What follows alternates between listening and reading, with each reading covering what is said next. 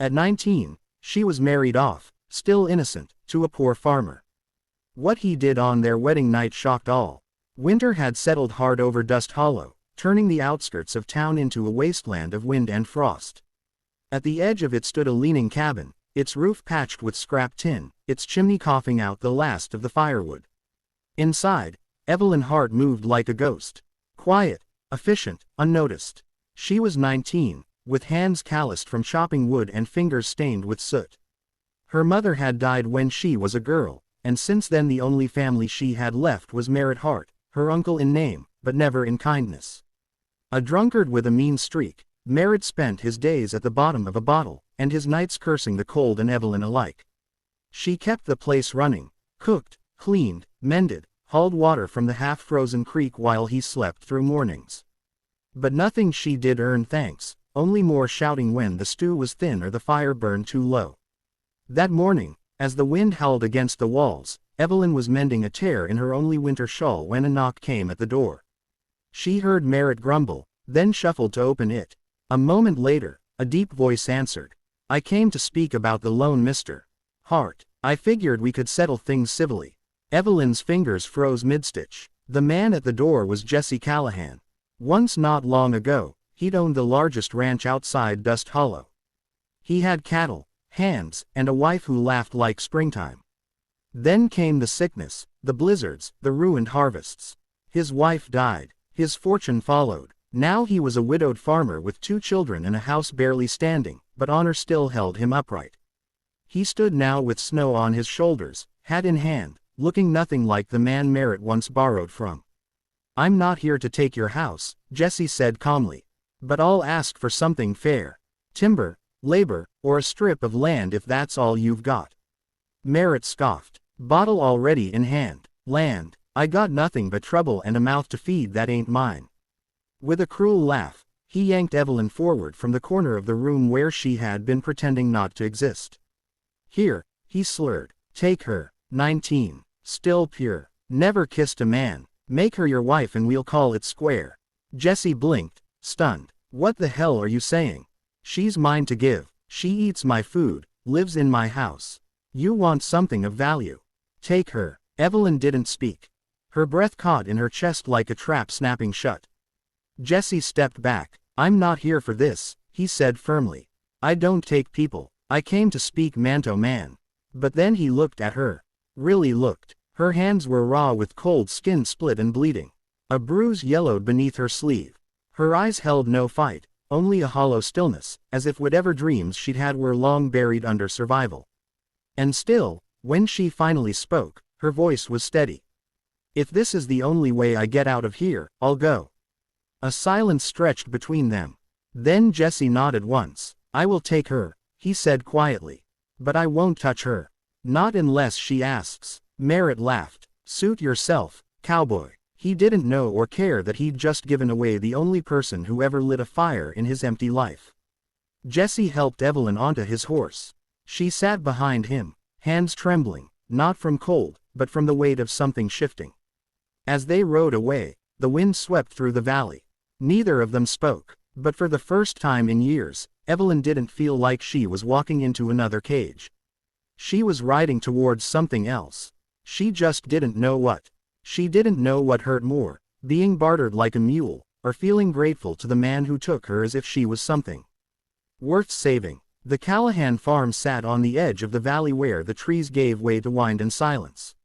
It was a house built by hands that had known loss, small, lean, with shingles that rattled when the gusts came down from the mountains. Snow piled on the window sills like sleep that never melted. Evelyn stepped off the wagon and into her new life with stiff fingers and quiet steps. Inside the house smelled of smoke and earth.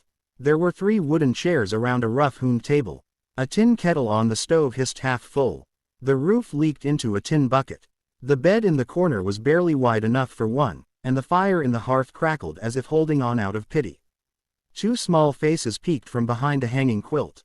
"That's Caleb," Jesse said, pointing to the older boy. "And Ruthie, she is 4.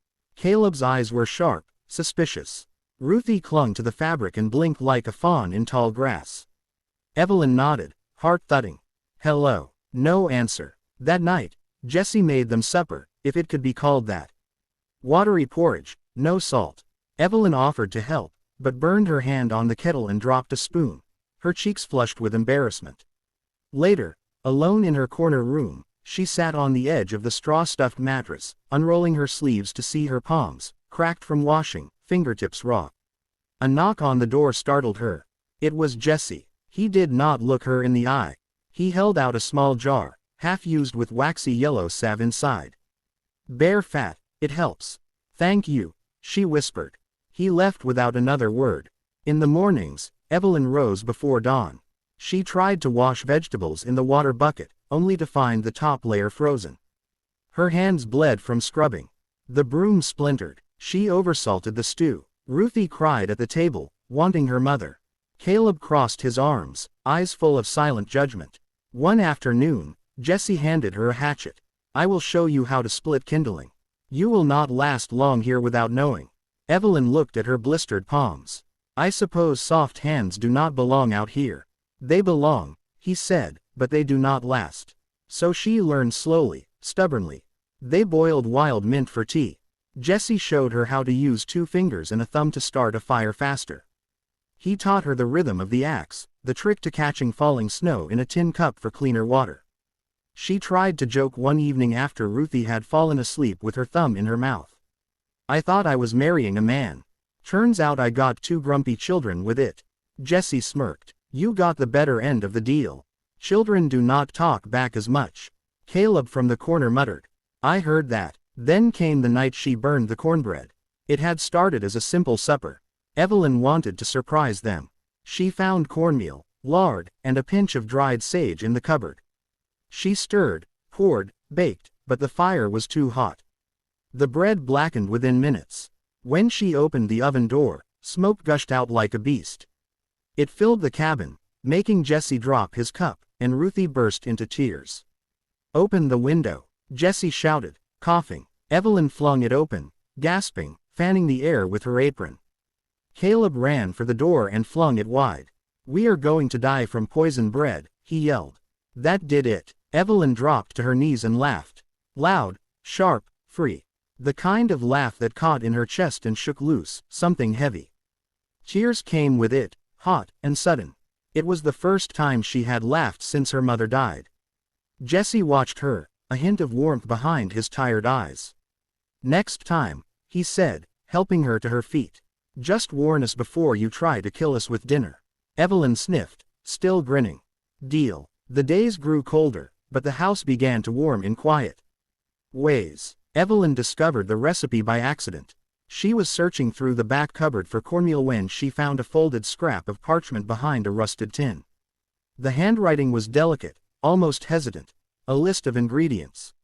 Flour, molasses, dried apples, a note in the margin, add cinnamon if it has been a hard day. She held it gently as though it might crumble. It was a recipe for apple brown bread, the kind Ruthie had once mentioned in her sleep. Evelyn made it the next day. She burned the first loaf, but tried again. By sunset, the scent filled the house, warm, spiced, like memory. Ruthie came into the kitchen barefoot and blinking. "Mama used to make that." Evelyn knelt beside her. "Would you like to help me next time?" Ruthie nodded solemnly. That night, for the first time, she climbed into Evelyn's lap while the fire popped and crackled. At bedtime, she brought her little wooden comb and said, "Sit. I want to fix your hair." Evelyn sat on the bed's edge. Apron still on as Ruthie gently parted her hair and began to braid. Her fingers were small but careful, like she remembered watching her mother do it. The braid was crooked and loose, but Evelyn wore it to bed. Jesse said nothing when he noticed.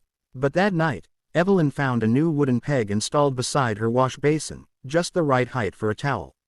The next morning, a second one appeared lower for Ruthie. It wasn't grand, but it was something.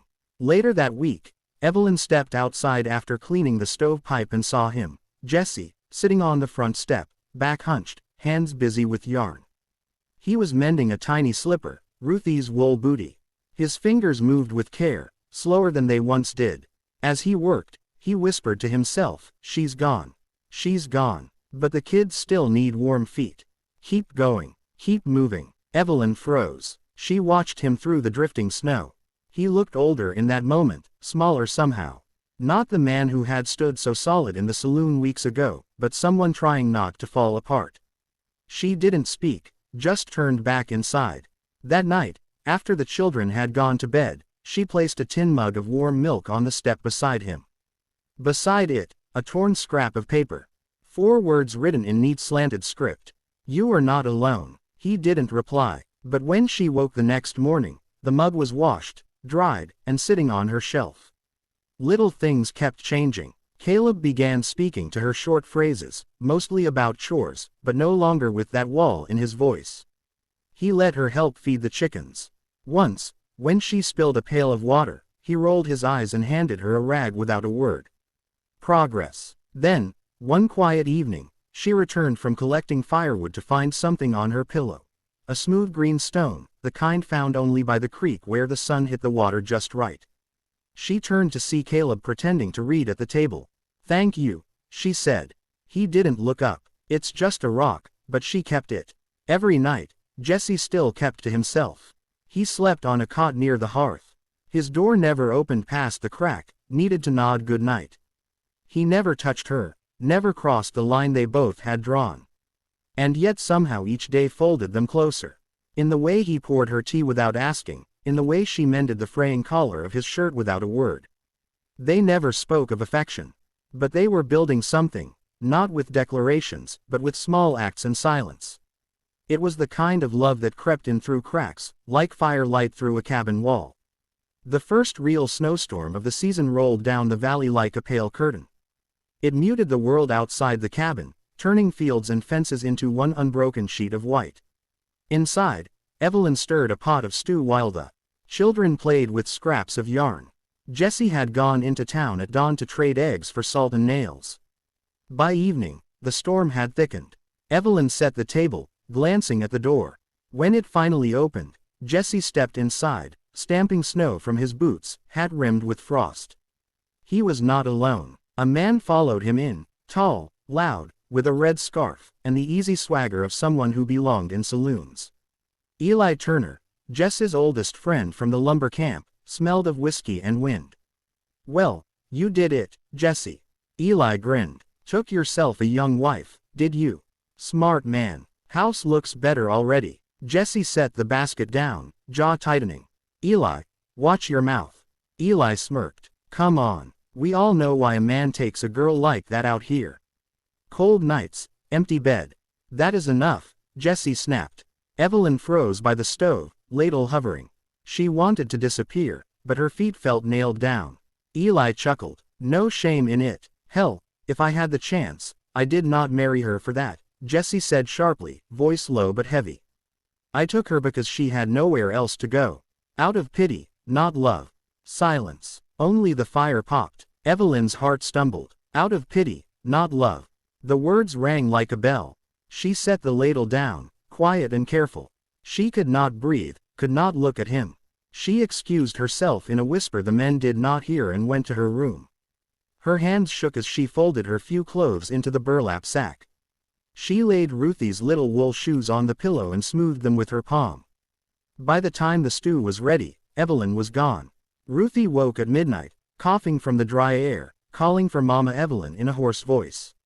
When she saw the bed empty, she wailed. Caleb tried to soothe her, but her crying turned frantic, breaking into sobs. Jesse came in from the barn, wiping his hands. "What is it?" "She is gone," Caleb said. "Her bag, it's gone." Ruthie cannot stop crying. Jesse felt the blood drain from his face. He crossed the room in 2 strides and opened her door. Empty. The bare fat jar still on the shelf, the towel on the peg, and on the bed, the shoes. He picked them up slowly as if they were fragile. His throat ached. Ruthie's sobs turned to hiccups. She reached for him. "Papa, find her, please." "I will," he said, voice cracking. "I will bring her back." He knelt, pulled on his boots, grabbed his coat, and shoved his hat on. Caleb stood in the doorway wide-eyed. "Stay with your sister," Jesse said. "Do not let the fire die." "But stay." He stepped into the storm. Snow swallowed his footprints in seconds. The wind bit through his coat. He mounted the mare bareback, too desperate for a saddle. Somewhere out there, Evelyn was walking into the white alone, carrying her hurt like a wound. Jesse's jaw clenched. He pressed his heels to the mare's flanks. The storm rose around him. Sky and earth blurred into one merciless gray. The snow came down like a punishment from heaven. Jesse's horse fought the wind with every step, nostrils flaring, hooves sinking into the white. Visibility had vanished. The world was a swirling blur of gray and silence.